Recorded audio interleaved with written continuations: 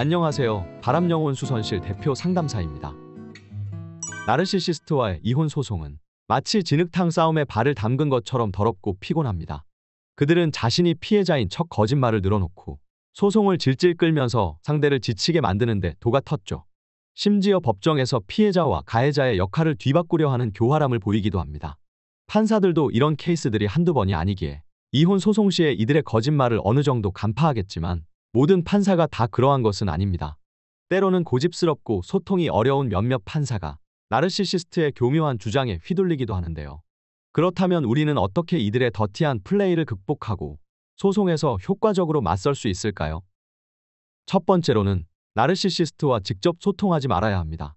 나르시시스트와의 대화는 마치 늪에 발을 들이는 것과 같습니다. 그들은 당신의 말 한마디 한마디를 왜곡하면서 공격의 빌미로 삼죠. 예민한 부분을 건드리고 분노를 유발한 뒤 당신의 감정적인 미친 반응만을 증거로 잡아 법정에 제출하려 할 것입니다.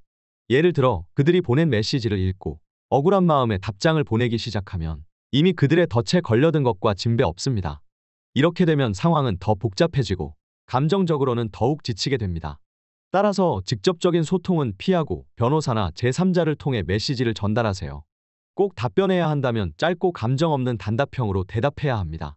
마치 로봇처럼요. 나르 앞에서 감정을 드러내지 않는 것이 가장 안전한 방법이 될 수 있습니다. 두 번째, 유책 사유가 되는 증거를 철저히 확보하세요. 나르시시스트의 거짓말과 폭언, 폭행과 외도와 같은 유책은 반드시 증거로 남겨야 합니다. 그들이 눈치를 채면 행동을 교묘히 바꾸므로 초소형 녹음기를 항상 휴대해 예상치 못한 상황에서도 증거를 확보하세요. 또한 문자나 대화 기록이 삭제되었더라도 포렌식을 통해 복구할 수 있을 것입니다. 증거는 법정에서 나르시시스트의 본 모습을 드러내는 가장 강력한 무기입니다. 철저한 준비로 이들의 거짓말을 반박할 수 있어야 하는데요. 방법을 찾기 어렵다면 저와의 개인적인 상담을 통해서 구체적인 방법에 대한 도움을 요청하시기를 바랍니다. 세 번째로, 주변의 도움과 지지를 충분히 활용해야 합니다. 나르시시스트는 마치 연극의 주연 배우처럼 자신을 피해자로 포장합니다. 때로는 가사조사관이나 판사조차도 그들의 연기에 휘말려 이혼 문제는 양쪽 둘 다에게 문제가 있는 것 아닌가라고 오해할 수 있습니다. 이러한 상황을 방지하려면 주변의 도움과 객관적인 자료를 철저히 준비해야 합니다. 주변의 도움을 받는 방법으로는 우선 주변으로부터 탄원서를 받아 놓을 수 있을 겁니다. 가족이나 친구, 지인들에게 당신이 경험한 피해와 나르시시스트의 행동에 대해 탄원서를 작성해 달라고 요청하세요. 이들은 당신의 신뢰를 뒷받침할 수 있는 중요한 증인이 될 수 있을 것입니다. 그 다음으로 정신과 진단서나 심리상담 확인서를 준비해 제출할 수도 있겠죠. 상담사에게 받은 상담 확인서는 당신이 겪은 정신적 고통과 상황을 객관적으로 보여줄 수 있는 강력한 증거가 될 수 있을 겁니다. 세 번째로, 나르시시스트의 주장에 반박할 논리를 준비해놓고 계셔야 합니다. 나르시시스트의 이야기는 그럴듯하지만 앞뒤가 맞지 않는 경우가 많습니다. 그들의 주장에 숨겨진 모순을 철저히 분석하고 논리적으로 반박할 준비를 해놓아야 합니다. 나르시시스트는 쇼맨십이 뛰어나 피해자처럼 행동하는 데 능숙한데요. 하지만 그들의 가면 뒤에는 가스라이팅과 왜곡된 이야기가 숨어있죠. 당신은 그보다 더 강한 정당성과 진실성을 바탕으로 자신이 진짜 피해자임을 드러내야 합니다. 결국 주변의 도움과 객관적인 자료는 나르시시스트의 거짓된 쇼를 무너뜨리고 당신의 입장을 확고히 하는 데 핵심적인 역할을 할 것입니다. 네 번째로, 물질적, 정신적 피해를 구체적으로 계산해 놓으세요. 나르시시스트와의 결혼 생활로 인해 입은 피해를 구체적인 숫자로 정리하세요. 피해가 명확히 드러날수록 재판에서 유리한 고지를 점할 수 있습니다. 하나의 예를 들자면 2002년 3월 6일부터 2013년 5월 7일까지의 성매매 기간을 포함하여 독박 육아로 인해 발생한 보육비는 매달 300만 원으로 적어놓을 수 있을 겁니다.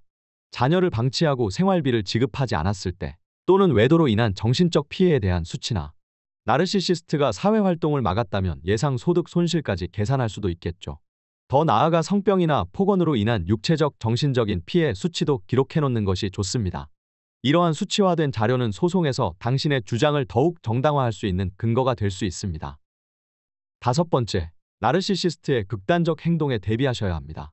나르시시스트는 소송을 시작하기 전 본인이 불리하다고 느낄 때 극단적인 행동을 할 가능성이 높습니다.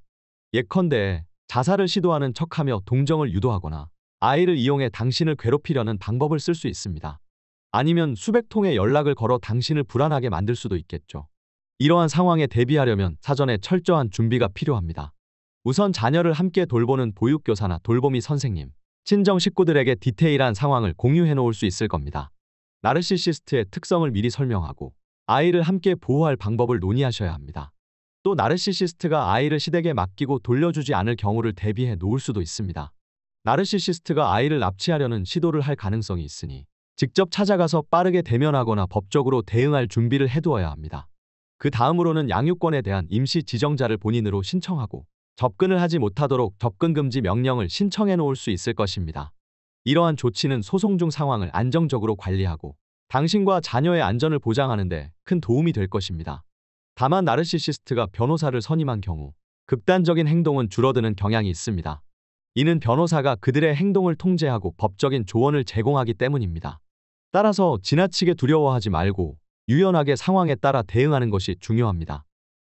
여섯 번째로, 하기 싫어도 해야 할 의무나 도리는 다하는 게 낫습니다.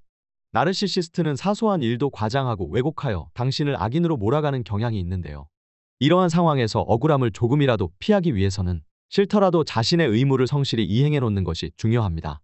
예를 들어 가정 내에서 식사를 준비하거나 빨래를 하는 등의 기본적인 역할을 수행하고 그 과정을 기록으로 남겨두는 것이 필요합니다. 나르시시스트는 당신이 아무리 최선을 다했어도 해준 게 없다고 터무니없이 주장해 올 테니까요. 따라서 매일 식사를 차려놓거나 빨래를 해주는 모습과 결과를 사진으로 기록해 두세요. 이런 기록은 당신이 가정에서 최선을 다했음을 증명하는 중요한 자료가 될 수 있습니다. 법적 절차에서 당신이 가정적으로, 경제적으로 할 도리를 다해왔음을 입증하는 것은 매우 중요합니다. 이는 상대방의 왜곡된 주장에 대응하고 당신의 주장의 신뢰도를 높이는 데 큰 도움이 될 테니까요. 결국 성실하게 의무를 이행하고 꼼꼼하게 기록해 놓는 것은 소송 중 당신을 방어할 든든한 방패가 될 것입니다. 일곱 번째로, 나르시시스트를 공경에 빠뜨려서 유리한 지위를 확보할 수 있을 것입니다.